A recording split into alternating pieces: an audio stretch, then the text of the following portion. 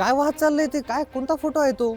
वारलेल्या माणसाचा दिसतोय बाबा. थांब थांब झूम करतो थांब. अरे वारलेल्या माणसाचा फोटो नाही हा तर साईबाबांचा फोटो सायला आहे. देवाचाच फोटो पाण्यात टाकला लोकांनी. काय आरामखोर आहेत रे. आजपर्यंत याच फोटोची पूजा केली असणार घरामध्ये. जसं काम संपलं दिलं कचऱ्यामध्ये टाकून, पाण्यामध्ये टाकून. अरे पण असं कोण करू शकतो यार? न करायला देवाचा अरे फोटो. न करायला काय झालं? लोक माणसाचं सुद्धा असंच करतात. जोपर्यंत माणसाचं काम आहे तोपर्यंत त्याला ठेवतात, त्याला मानतात.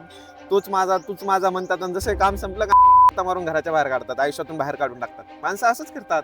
आणि ही काय जागा आहे का कचरा टाकायची, देवाचे फोटो टाकायची? हे बघ नवसाचं नाळे टाकले. अरे बघ हे बघ प्राणी, हे बघ कुत्र पाणी पिते राहू तिथं बिचारं.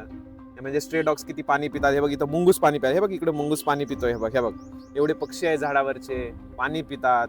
तर ही इथले झोपडपट्टीतले सगळे लोक हे पाणी वापरतात, त्यांच्या सांडपाण्याचा वापर करतात. असल्या पाण्यामध्ये आणून नवसाचे नारळ, फुलं, हार, सॅनिटरी पॅड्स टाकतात, घरातला नासका कचरा टाकतात अन्नधान्याचा. एवढ्या कचऱ्याच्या गाड्या येतात राव गल्लीमध्ये सकाळी सकाळी महानगरपालिका, तरी लोक इथं आणून कचरा टाकतात. लोकांचं काय? बापरे, खरं आहे बाबा. अरे पण ही हद्द पार गेली राव. देवाचे फोटो कचऱ्यामध्ये. वा वा तुमची श्रद्धा. याला भक्ती म्हणतात देवाची. ज्याने या जगाला बनवलं त्याला म्हणजे- तुम्ही पाण्यामध्ये टाकता म्हणजे हा ना, बघ ना, म्हणजे एवढी वर्ष ज्या फोटोमध्ये तू देवाला शोधलं, तो फोटो आज कचऱ्यामध्ये टाकलास तू. अशी कशी श्रद्धा करतो तू? अशी कशी भक्ती झाली तुझी? हा, कमाल आहे बाबा. माणसाचं असंच करतात. तू माझा तू माझा तू माझा म्हणतात, काम संपलं की लाथा मारून तुला कचऱ्यामध्ये टाकून देतात. झालं, आयुष्यातून बाहेर.